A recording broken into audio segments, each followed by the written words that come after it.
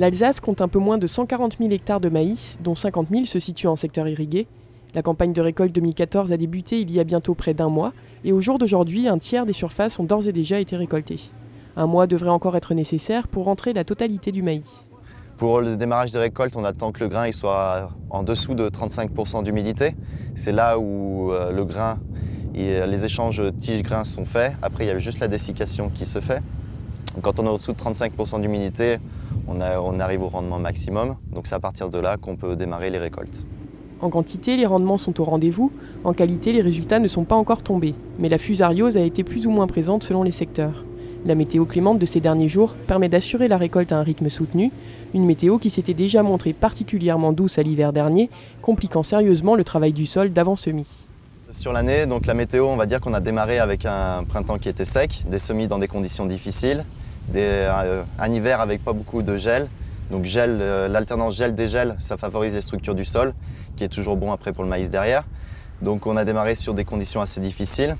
Puis après, l'été a été humide et plutôt frais. Donc c'est bien pour l'alimentation en eau du maïs. Et aussi, quand on arrive au mois de juillet, c'est là où il y a la floraison. Donc ça détermine un petit peu le nombre de grains qu'il y aura par épi. Des conditions plutôt fraîches, ça favorise la fécondation et donc des épis plutôt bien remplis. Après, sur le mois de septembre, donc on a eu un mois de septembre assez beau, qui a permis un petit peu de rattraper le retard qu'on avait pris en termes d'avancement de la culture pendant l'été, pour arriver sur des périodes de récolte assez classiques. Avant la sortie des moissonneuses-batteuses, les corn-pickers ont investi la plaine orinoise pour récolter les épis de maïs qui sécheront en crips.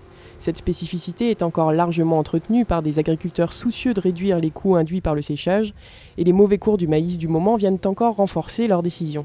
L'intérêt du crips, c'est vraiment les économies sur le séchage. On sait que le coût de l'énergie est important. Le séchage en crips, il n'y a pas le coût de l'énergie. Après, c'est un petit peu, la manipulation est un petit peu plus longue pour la récolte. Il faut les monter dans le crips. Et puis après, au printemps, rebattre le grain en sortant les épis, rebattre le grain. Donc la deuxième manipulation des épis. Donc plus de temps, mais un petit peu, les frais de séchage sont moindres. Bon, c'est vrai, on a de la manipulation supplémentaire, mais on est autonome, je veux dire, on peut récolter quand on veut, donc on a notre propre machine.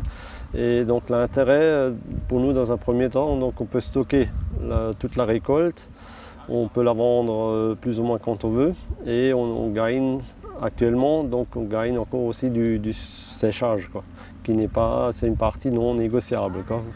Par rapport au prix actuel, je veux dire, en pourcentage, ça représente pas mal, quoi. Cet agriculteur possède son propre corn-picker et fait appel à un entrepreneur au printemps pour égrainer les épis à la sortie de ses 310 mètres de crips. Il revend également les rafles à un collègue qui les remet à une station d'épuration pour les mélanger au bout.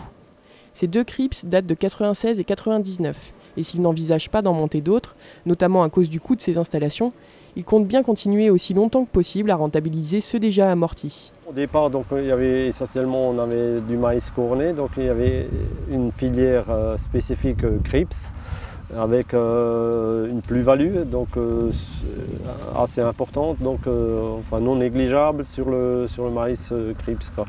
Et au départ, c'était aussi, comme dit, pour avoir on n'est plus tributaire de l'humidité en automne, quoi. Donc je veux dire, on peut aller même récolter un peu plus tôt.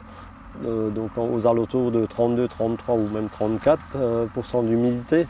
Et comme dit, et puis quand on le sort au printemps, on est à 15, donc c'est à la norme, quoi. Pour jauger la rentabilité de son maïs, Roger Bog a décidé il y a plusieurs années de se constituer sa propre parcelle d'essai.